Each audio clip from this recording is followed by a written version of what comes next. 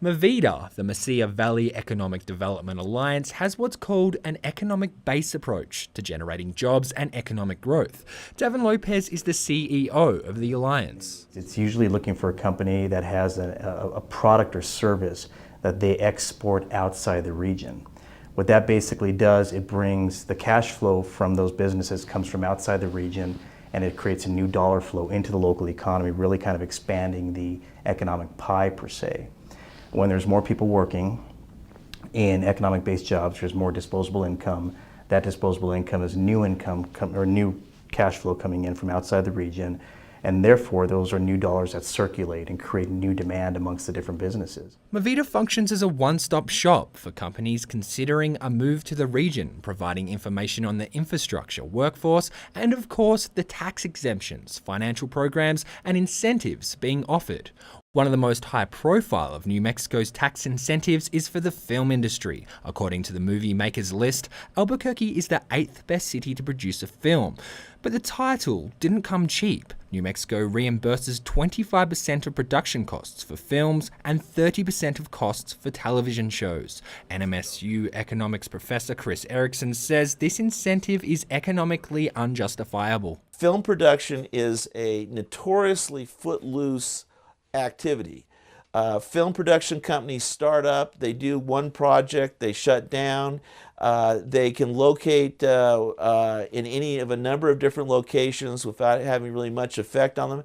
And so what these companies do is they look for the least cost location to produce, where they look for the place that is giving them the largest tax incentives, and they locate there. Erickson says New Mexico is using incentives as its primary way to create jobs. The film incentives are just two of more than 360 tax credits and perks. These include bonds, funds for skilled worker training programs, grants for infrastructure and construction, as well as property and land subsidies. Erickson says incentives can be effective, but are often misused. He cites $100 million in industrial revenue bonds recently used to lure C&Wire, a copper wire manufacturer, to southern Doñana County.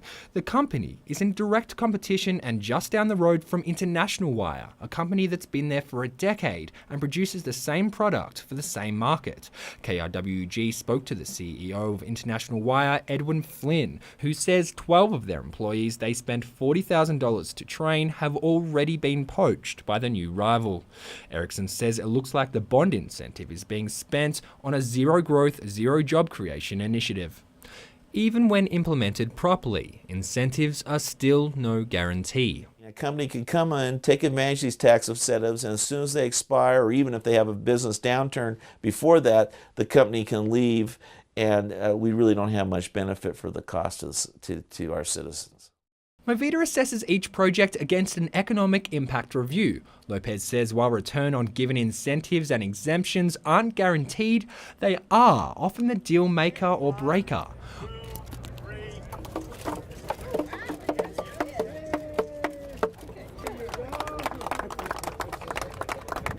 Lopez says without the diesel fuel tax exemption offered to Union Pacific, the company probably would not have opened their intermodal facility in Santa Teresa.